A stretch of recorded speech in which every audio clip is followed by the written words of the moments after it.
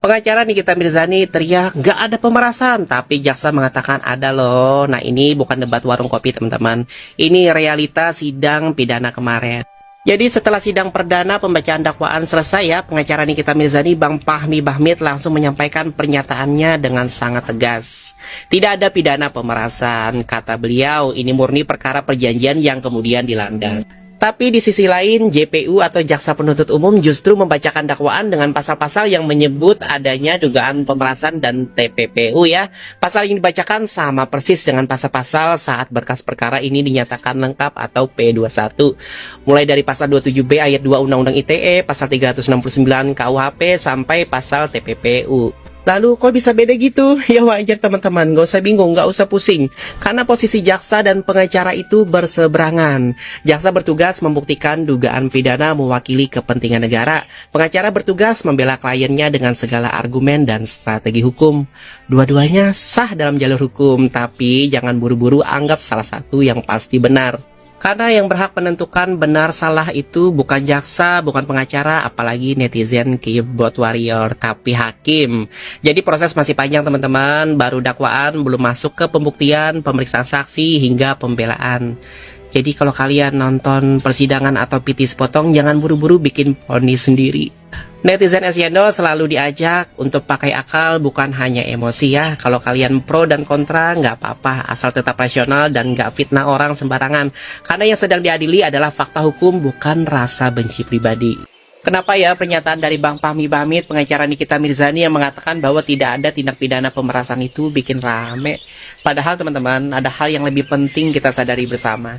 Jadi teman-teman, setelah sidang pembacaan dakwaan, Bang Fahmi Bahmid menyatakan dengan sangat tegas ya bahwa di kasus ini tidak ada unsur pemerasan. Banyak yang langsung membenturkannya dengan pasal 27B ayat 2 Undang-Undang ITE dan pasal 369 ayat 1 KUHP yang disebut oleh jaksa. Tapi mari kita luruskan ya. Sebelumnya kan Nikita Mirzani disangkakan dengan pasal 368 KUHP, yaitu pemerasan dengan kekerasan. Itu eksplisit ya, dan secara psikologis serta dampak sosial sangat berat ya. Sekarang pasal yang didakwakan adalah pasal 27B ayat 2 Undang-Undang ITE, kemudian pasal 369 ayat 1 KUHP, serta pasal 3 Undang-Undang TPPU. Nah, pasal 369 ayat 1 KUHP itu berbeda teman-teman dengan pasal 368. Ini tidak mengandung unsur kekerasan fisik ya, justru lebih ke arah pemanfaatan tekanan psikis atau pencemaran nama baik untuk mendapatkan keuntungan. Apakah esensinya mirip? Ya mungkin mirip teman-teman, tapi framingnya berbeda. Kalau saja sejak awal pasal yang digunakan adalah pasal yang sekarang ya, yaitu pasal 369 ayat 1 KUHP, bukan pasal 368. Mungkin sanksi sosial yang diterima oleh Nikita Mirzani tidak akan sebesar seperti sekarang. Jadi pada saat Bang Fahmi menyatakan bahwa tidak ada pidana pemerasan di kasus ini menurut saya ya, bukan soal membantah hukum, tapi melihat secara substansi dan dampak sosial dari pasal yang dulu disangkakan dan yang sekarang didakwakan. Nah inilah pentingnya agar kita publik berhati-hati dalam menyimpulkan ya, karena dalam hukum teman-teman, satu pasal bisa membawa persepsi yang sangat berbeda di masyarakat. Mari kita kawal proses hukumnya, jangan hanya terjebak pada label di awal yang mungkin tidak lagi relevan di tengah perjalanan. Salam dari netizen Escendol, bening, adem, tapi tetap nyambung ke logika hukum. Mari kita reaction bareng surat terbuka Nikita Mirzani yang dia bacakan setelah sidang dakwaan. Ingat ya, ini surat terbuka, bukan surat cinta, apalagi surat gerasi. Tapi anehnya teman-teman, langsung aja ada yang komentar, ya ilah, udah jadi terdakwa masih aja manggil-manggil presiden. Emang bisa apa presiden intervensi hukum? Mari kita ulang pelajaran dasar negara kita ya. Indonesia itu menganut sistem pemerintahan trias politika, yaitu pembagian kekuasaan menjadi 3 pilar utama. Yang pertama adalah eksekutif, presiden dan jajarannya menjalankan atau mengelola pemerintahan dan menjalankan undang-undang. Kemudian legislatif, yaitu DPR dan DPD, tugasnya adalah legislasi atau membuat undang-undang dan mengawasi sistem pemerintahan. Kemudian yang terakhir adalah yudikatif, Mahkamah Agung, pengadilan dan lembaga hukum, ya tugasnya mengadili perkara, menafsirkan undang-undang dan menegakkan hukum. Jadi pada dasarnya memang presiden tidak boleh ikut campur dalam proses hukum ya, apalagi melakukan intervensi. Tapi pertanyaannya sekarang, apakah Nikita Mirzani meminta campur tangan presiden ataukah sekedar menyampaikan harapan keadilan sebagai warga negara? Kepada Bapak Presiden Republik Indonesia, Bapak Prabowo yang terhormat, Tolong hukum di negara kita, di Indonesia yang tercinta ini benar-benar diluruskan, bukan diatensi dengan kekuasaan, sehingga tidak lagi memilih mana yang benar dan salah.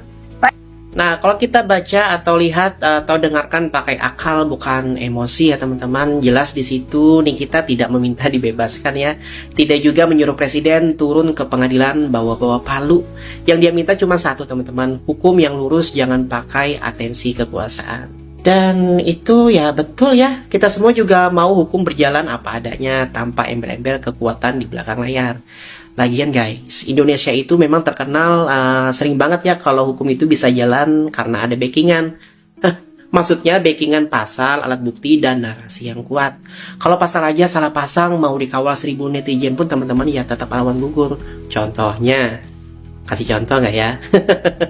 Contohnya kasus Nikita Mirzani yang awalnya dikuat-kuatin banget dengan pasal 368 KUHP tentang pemerasan dengan ancaman kekerasan.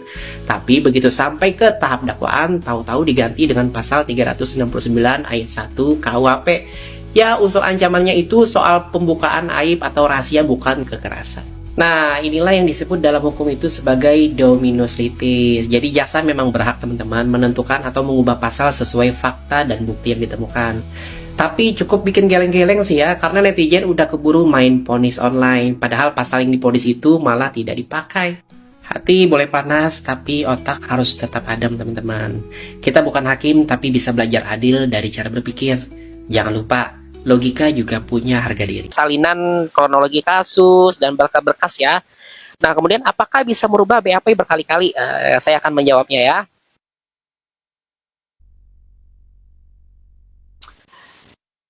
Nah, perihal isu BAP dari pelapor Nikita Mirzani ini, katanya ada isu ya diduga merubah BAP 3-4 kali. Jadi terlepas benar atau tidak ya, jadi kita berbicara secara umum ya teman-teman. Apakah boleh merubah BAP 3-4 kali? Tentu hal ini kredibilitas dari pelapor dipertanyakan ya. Karena menurut peninjauan saya berdasarkan hukumonline.com ya, jadi BAP awal tidak dapat dicabut atau dihapus. Jika ada perubahan itu hanya bisa dilakukan lewat BAP tambahan. Jadi BAP awal tetap berlaku sebagai dokumen resmi penyidikan gitu teman-teman. Nah, ketika pelapor dalam kasus Nikita Mirzani mengubah keterangan 3-4 kali, maka semua versi BAP harusnya dicatat teman-teman. Jadi penyidik dan jaksa harus menjelaskan ya mengapa pelapor tidak konsisten gitu ya. Jadi ada risiko hukum ya.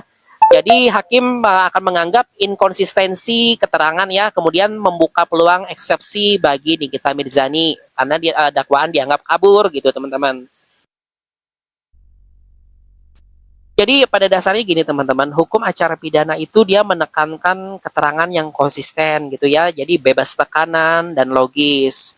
Bila perubahan terlalu banyak, jaksa harus membuktikan ya bahwa perubahan itu beralasan hukum, bukan hasil manipulasi atau tekanan gitu ya.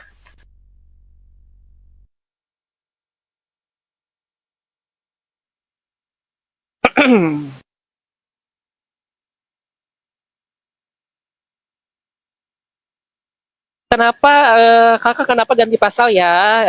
Nah, jadi jaksa penuntut umum itu dia akan menggunakan pasal yang paling mudah dibuktikan teman-teman, dan yang paling relevan dengan fakta-fakta hukum gitu ya, dengan fakta-fakta dan alat-alat bukti gitu ya. Makanya dulu ya waktu awal-awal kasus ini muncul gitu, saya tuh mengkritik abis-abisan penerapan pasal 368 KUHP ya tentang pemerasan dengan ancaman dan ancaman kekerasan gitu ya.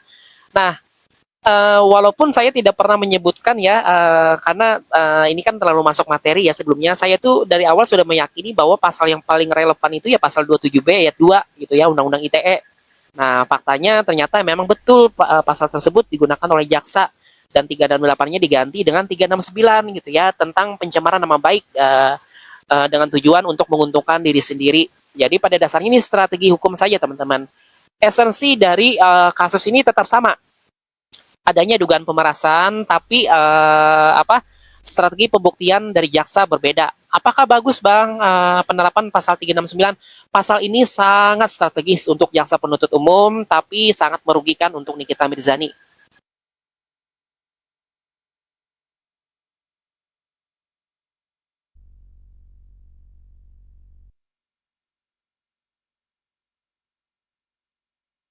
perubahan BAP tiga empat kali hanya keluar dari sepihak. Oke. Kalau saya rasa kayaknya bukan ini kali ya. Jadi bahasanya tuh mungkin ada penambahan BAP gitu. Kalau saya ini kan memang ternyata apa dalam proses BAP itu kan memang ada BAP tambahan, BAP penambahan keterangan gitu-gitulah. Gitu. Jadi mungkin bisa aja mungkin ada 3-4 kali, cuman mungkin maksudnya mungkin penambahan gitu ya.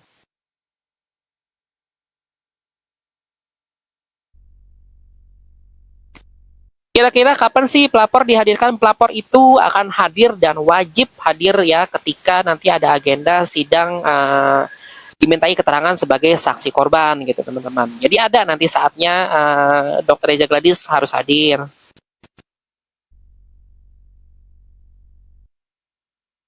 Iya, Kupiel. Jadi ini kita ngomong gini teman-teman. Teman-teman kita boleh mendukung ya, tapi kita juga realistis gitu ya. Jadi kita jangan mau termakan narasi. Jadi teman-teman nanti ketika teman-teman berdebat gitu dengan pihak yang kontra dengan keyakinan teman-teman, nanti teman-teman nggak memalukan gitu.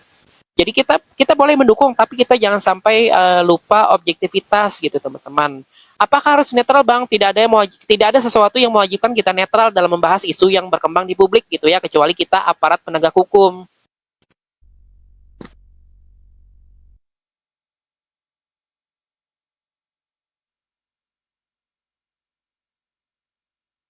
Kenapa omong Ami suka dipotong-potong sih oleh JPU? Nah, kan kemarin waktu sidang sebelum 1 hari sebelum sidang saya sudah jelaskan ke teman-teman. Nanti jangan kaget ya ketika jaksa nanti terlihat kejam gitu ya di persidangan, karena memang jaksa itu di meja sidang tuh musuh teman-teman. Dalam artian musuh ini ya memang lawan gitu teman-teman. Jadi lawan Nikita Mirzani dan pengacaranya tuh ya jaksa penuntut umum gitu ya. Jadi nanti jangan kaget gitu ketika jaksa itu menyudutkan gitu ya. Nah,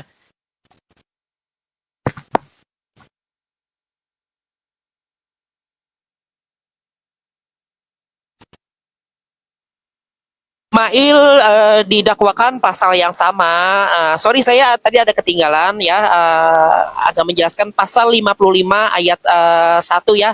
Ayat 1 KUHP tentang penyertaan. Nah, kok bisa beda sih Bang? Kan Mail beda Bang tugasnya di kasus ini gitu ya. Kesertaannya gitu ya. Makanya tadi kan ada pasal penyertaan ya, pasal 55 ayat 1 KUHP. Yang membedakannya nanti di pasal 55 itu. Gitu. Jadi pasal yang didakwakan sama, tapi yang membedakannya nanti apakah aktor utamanya si A atau si B nanti berdasarkan pasal 55 ayat 1 KUHP gitu teman-teman. Makanya tadi semua pasal kan saya katakan dijungtokan oleh jaksa penuntut umum dengan pasal 55 ayat 1 KUHP.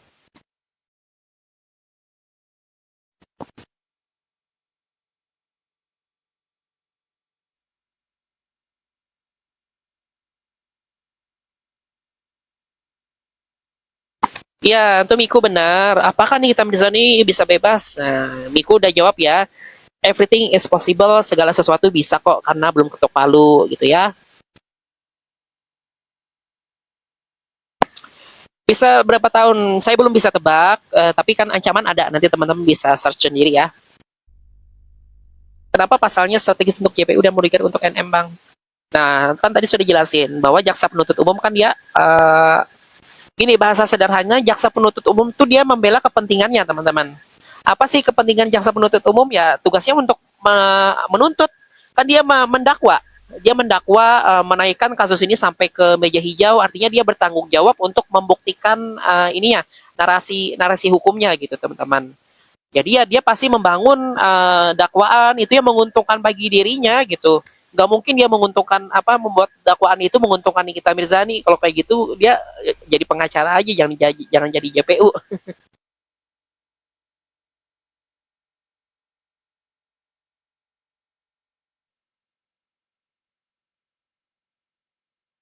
Bukankah kalau pencemaran nama baik harus diselidiki dulu produknya? Idealnya begitu. Jadi idealnya begitu ya, ditemukan fakta dulu nih gitu ya. Apakah pencemaran nama baik ini apa sih fakta yang dibahas ini sehingga mengancam reputasi seorang Dr. Reza Gladys gitu ya.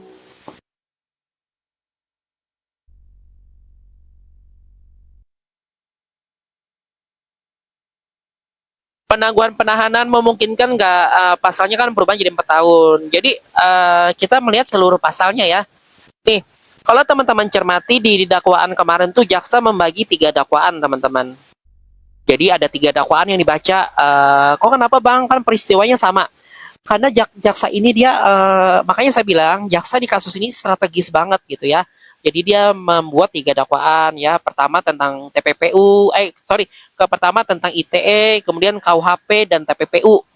Jadi setiap ancamannya tuh beda-beda teman-teman. Di Undang-Undang ITE itu pasal 27B ayat 2 ya, ayat 2 Undang-Undang ITE itu dia ancamannya 6 tahun.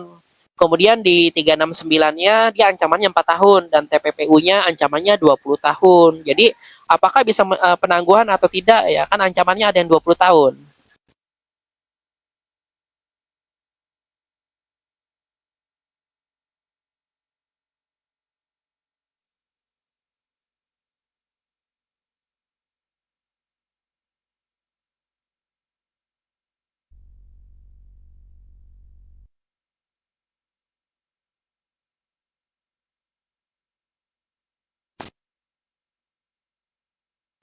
Iya betul. Jadi kalau di kasus Nikita Mirzani ini dia TPPU itu dia nggak bisa berdiri sendiri. Harus ada pidana utama gitu ya. Karena ini berkaitan dengan pemerasan. Jadi jaksanya harus membuktikan dulu pemerasannya baru nanti TPPU-nya gitu teman-teman. Orang sakit nggak boleh boleh nggak ikut sidang. Kalau dikatakan boleh boleh, tapi maksudnya nih orang sakitnya terdakwa ya, tapi terdakwa ketika sakit dia boleh untuk meminta penundaan persidangan. Jadi kalau boleh boleh aja orang sakit, tapi dia yang sakit itu apabila dia berstatus sebagai terdakwa dia boleh untuk meminta penundaan persidangan.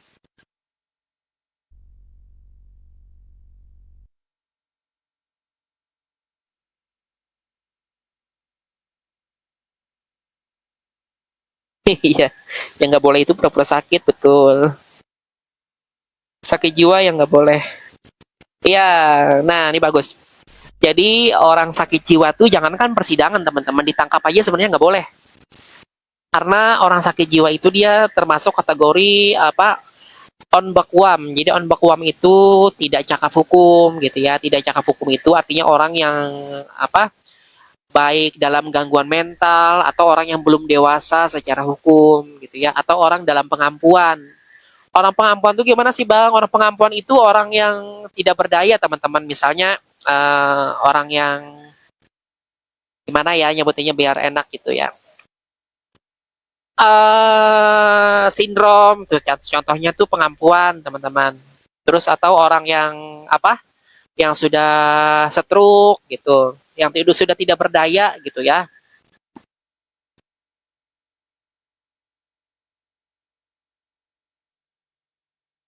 Oh, trio masketir itu ya. Trio masker.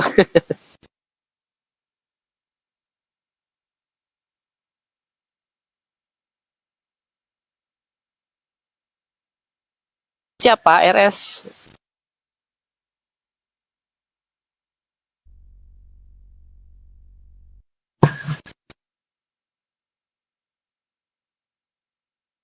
Jadi kalau saya perhatikan, oh ya, jadi kalau saya perhatikan kemarin itu nampaknya tuh JPU dan staf-stafnya tuh grogi teman-teman.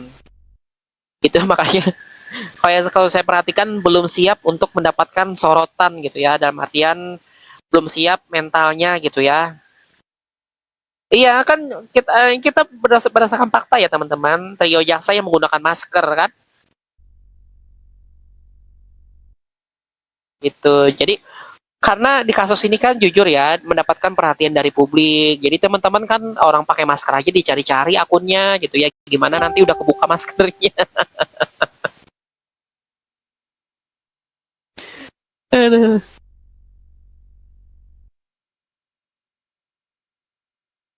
Iya, makanya saya bilang tutupan masker aja teman-teman, oh, aduh antusias sekali nyari-nyari apalagi nanti maskernya kebuka, bisa-bisa nanti teman-teman ini langsung menyerang gitu ya. Nggak boleh teman-teman ya.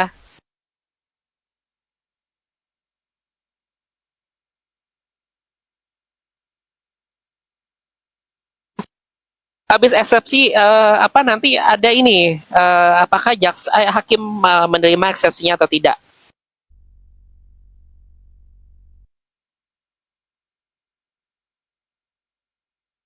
Oh ya, hebat ya netizen.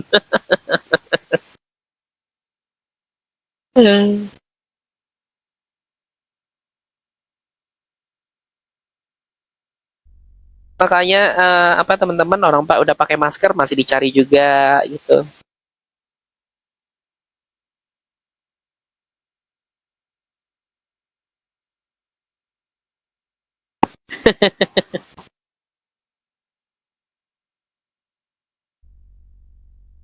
Sebenarnya itu katanya udah kasih gambaran bahwa mulutnya udah ditutup, mungkin gini ya, mungkin mulutnya nggak mau ditutup kali teman-teman. Kita positive thinking aja ya. Jadi tandanya mulutnya nggak mau ditutup gitu.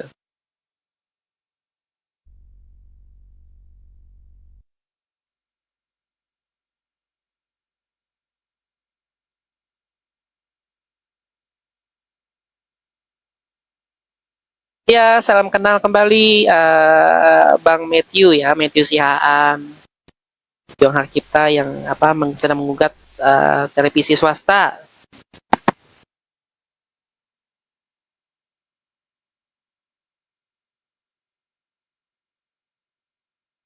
Ah, nggak mau, gimana mau positif ya, dia negatif dulu. Ya, saya cukup nggak sih kalau penahanan sebenarnya nggak sesuai prosedur ya. Cuman yang apa yang masalahnya ini kan ada dampak gitu teman-teman. Jadi ada dampak sosial gitu ya. Jadi sebenarnya pasal 368 dan 369 itu esensinya sama. Tapi karena apa 368 ini sangat eksplisit menyebutkan tentang pemerasan gitu. Jadi apa berpengaruh ya secara sosial ke terdakwa gitu ya. Karena faktanya sudah digaung-gaungkan 368 ya kan, baik dari PH-nya pelapor ataupun dari netizen gitu ya yang kontra dengan Nikita Mirzani. Tapi ternyata faktanya pasal itu tidak masuk di dakwaan gitu. Nah, itu lebih ke situ sih kalau saya lihat. Tapi kalau sesuai prosedur sesuai, karena jaksa itu dia akan menggunakan strategi ya. Jadi yang paling relevan, jadi dia nggak akan mau teman-teman menggunakan pasal yang kira-kira dia akan goyah di persidangan gitu. Karena kredibilitasnya akan hancur.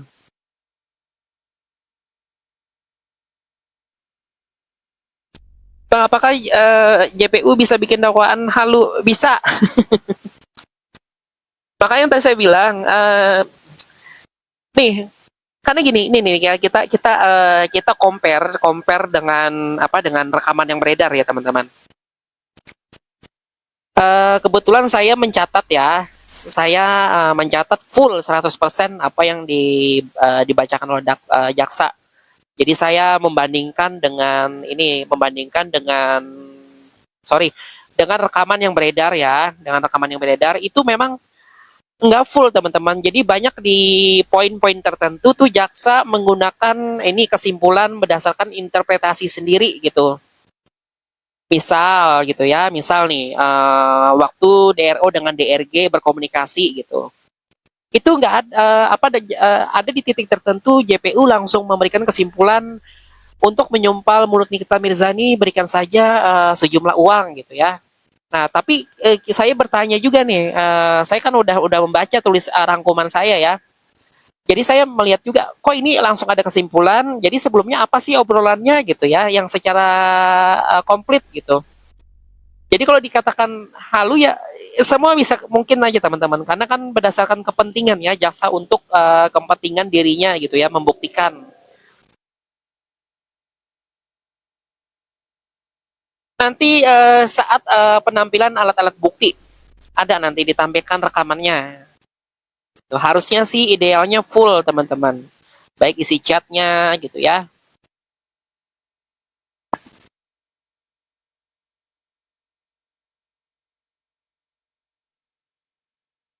Iya, nih gini, sebenarnya memang betul, betul. Betul. Jadi memang ada gini teman-teman. Kalau dalam apa dalam hukum itu ada kesepakatan yang ilegal gitu, namanya tuh kesepakatan diam-diam gitu ya. Jadi kesepakatannya ini sebenarnya